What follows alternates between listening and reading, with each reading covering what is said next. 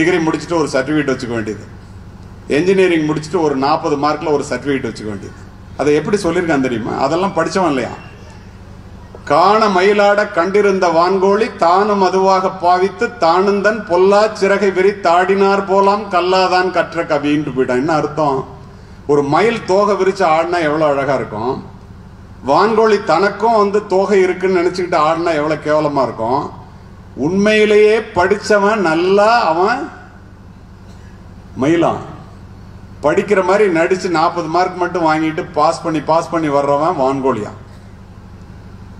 கவையாகி கொம்பாகி காட்டகத்தே நிற்கும் அவையல்ல நல்ல மரம், சபை நடுவே நீட்டோலை வாசியா நின்றான் நல் மரம்னா.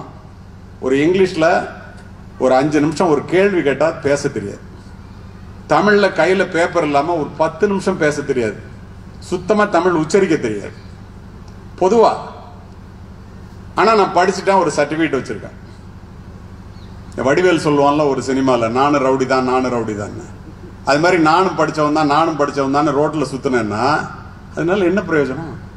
படிச்சவனுக்கு படிக்காதவனுக்கு வித்தியாசமே இல்லைன்ட்டான். அப்ப உண்மையா படிச்சவனா இருந்தா எப்படி இருக்கணும்? என்ன சப்ஜெக்ட் படிக்கிறியோ அதுல தரோவா நாலேஜ் இருக்கணும், அப்பதான் உனக்கு வேலை கிடைக்கும்.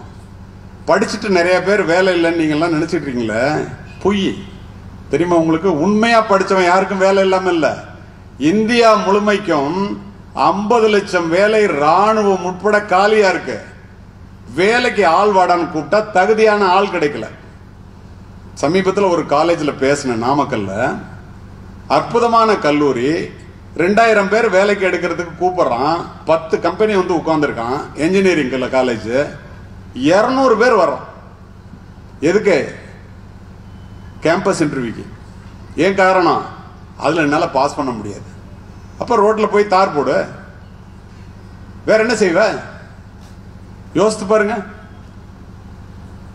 இப்ப இங்க உட்கார்ந்து இருக்கிறவங்க மாதிரி பெரிய அதிகாரிகளா வேலைக்கு போய் வேலை பார்த்து சம்பாரிச்சு தன்னையும் தன் தந்தையையும் தாயையும் தன் உடன் பிறந்தவர்களையும் தான் கல்யாணம் பண்ண மனைவியையும் தன்னுடைய பிள்ளைகளையும் பெரிய ஆளாக்கணும்னா உனக்கு கல்வி மட்டும்தான் வழி.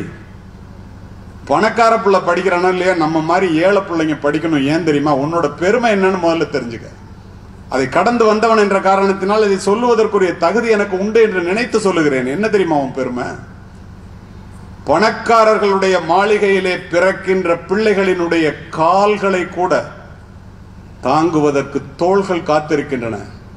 நான் சொல்ற பணக்காரன் உங்க ஊர்ல இருக்கிற பணக்காரன் இல்ல, அம்பானி அதானி டாடா பிர்லா. அவனே பிள்ளைங்களை படிக்க வைக்கிறான்.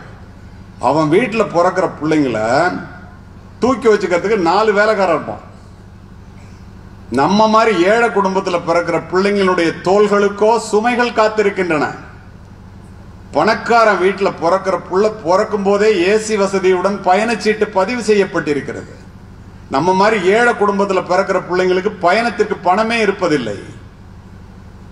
இவ்வளவு இருந்து நமக்கு பெருமை என்ன தெரியுமா? பணக்காரர்களுடைய மாளிகையிலே வளர்ந்தே பிறப்பது வாரிசுரிமை. நம்மை போன்ற ஏழை குடும்பத்திலே பிறந்து வளர்வதே பிறப்பின் பெருமை. அதை உங்களால் மட்டுமே நிரூபிக்க முடியும்.